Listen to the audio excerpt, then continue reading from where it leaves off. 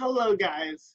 So, we are in the early Republic era. We talked about George Washington, John Adams, and a little bit about Thomas Jefferson. Today, in these next few videos, we are going to be talking about the War of 1812. And we'll talk about Jefferson's embargo and the war itself. So, we are going to start with Jefferson's embargo. Thomas Jefferson envisioned a peaceful farming society that used diplomacy rather than military might to execute America's foreign policy. Jefferson believed that a large standing army was an invasion to dictatorship, and he drastically reduced the size of both the American Army and Navy. However, events in the Mediterranean quickly challenged Jefferson's decision and forced him to re-evaluate his philosophy about the use of force. So, under Jefferson's leadership, he weakened military.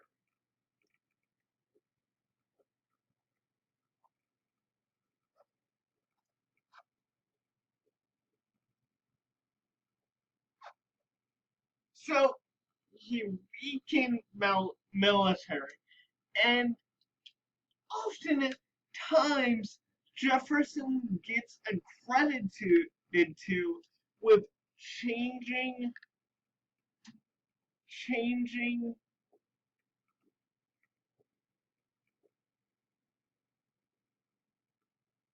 foreign policy. Because like we talked about in the election of 1800s, it was the first time there was a shift in political parties in the White House. So he got a credit to with changing foreign policy from Washington and Adams and creating his new policies. But things are heating up in the Mediterranean, making him rethink these decisions. On the Barbary coast of North Africa, rulers of Algiers, Morocco, Tunis, and Tripoli extorted money from countries wishing to send cargo ships through their waters. So money. For years, American shipping was safe because Britain regularly paid the pirates. However, after the Revolution, American vessels were no longer protected by British payments of tribute, and the leaders of the new American government agreed to take over payment of the protection money.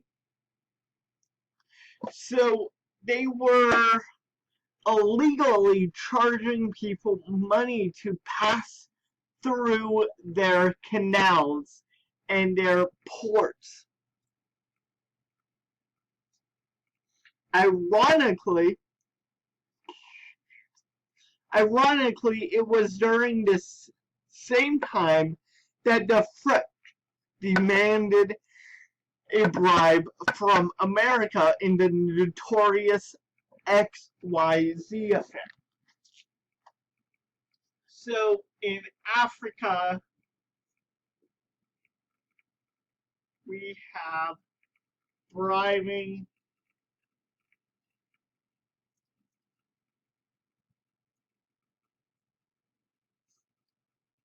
pirates,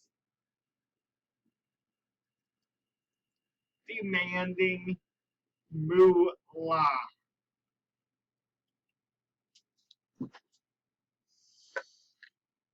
In 1801, the Pasha of Tripoli increased the tribute demanding for safe passage. So increased the money, the moolah they wanted to make.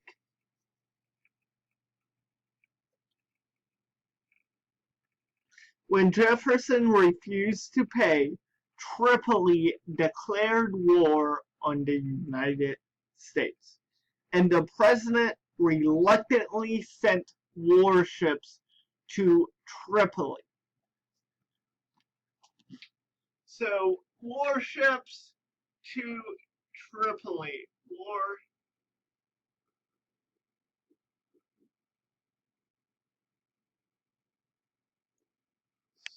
to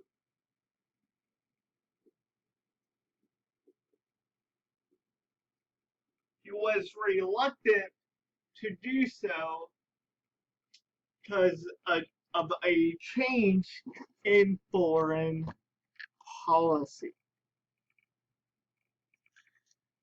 The American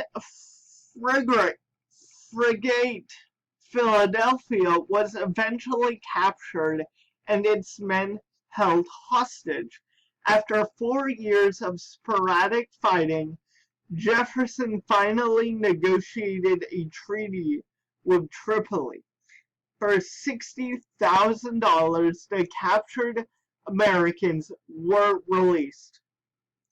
To make sure that the weapons on the Philadelphia could not be used against Americans, Lieutenant Stephen Decatur slipped on board the ship and set it ablaze. So Americans basically destroyed their ship so it couldn't harm Americans.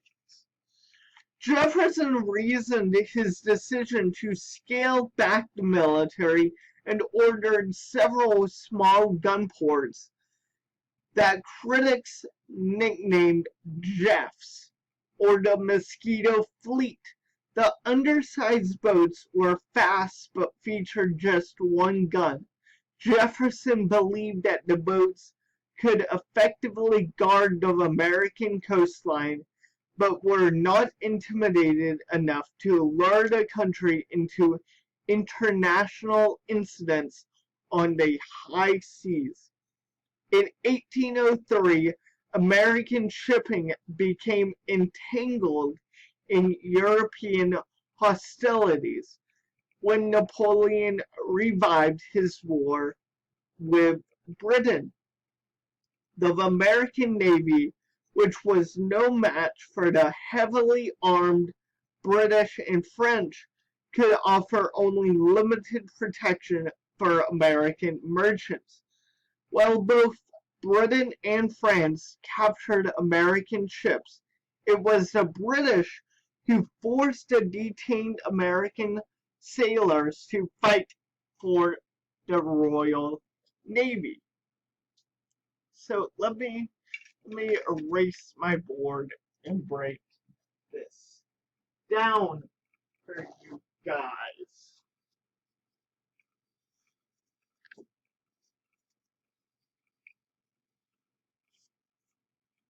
This policy is known as, what is it?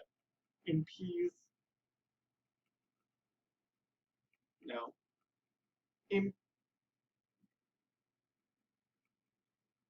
Hold on. Impressment. Impressment. See? Impress.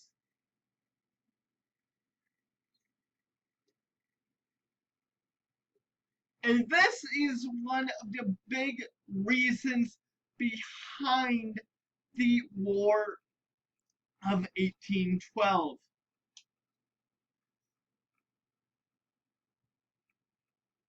Captured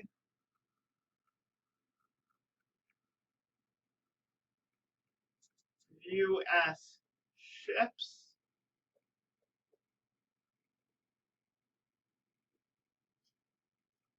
announced captured U.S. ships and made soldiers fight for them. Made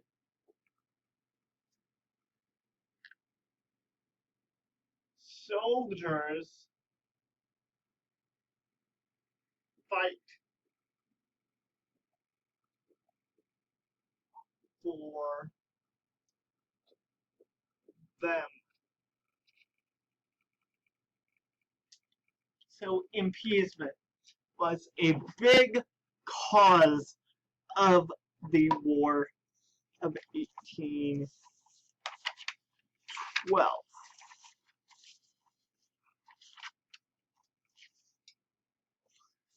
In the summer of 1807, off the coast of Virginia, the crew of the British frigate Leopold stopped the American ship Chesapeake and demanded to search it. When the captain refused to obey the order, the British warship opened fire, killing 3 Americans and injuring several more. When Jefferson learned of the incident, he ordered that all British ships to leave U.S. territorial waters.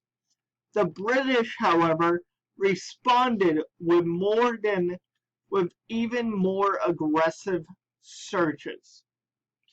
Jefferson set in motion his idea of peaceable coercion by encouraging Congress to pass the Embargo Act of 1807, which stopped all exports of American goods. Jefferson reasoned that both Britain and France relied heavily on American products and be forced to work with the United States. Lax enforcement of the act, along with alternative sources of products provided by Latin American, ruined Jefferson's plan. The embargo actually did more harm than good because American farmers and manufacturers had no outlets to sell their goods. So, Jefferson passed an embargo.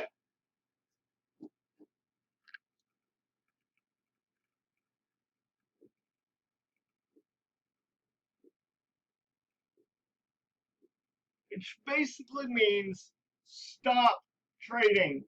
Stop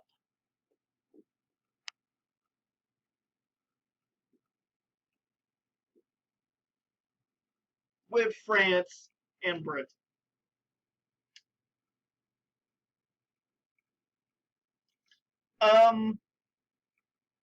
So yeah, this actually hurt American manufacturers because they could just go to Latin America.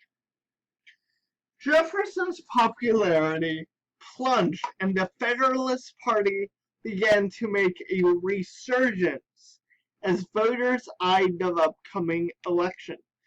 Critics shouted that Jefferson's decision damaged the economy and left America unprotected.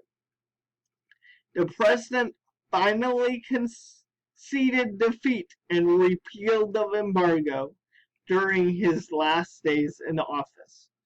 Congress then passed the Non-Intercourse Act, which reopened trade with all countries except France and Britain. So, in the next video on your list is the election of Madison. Hope you stick around for that.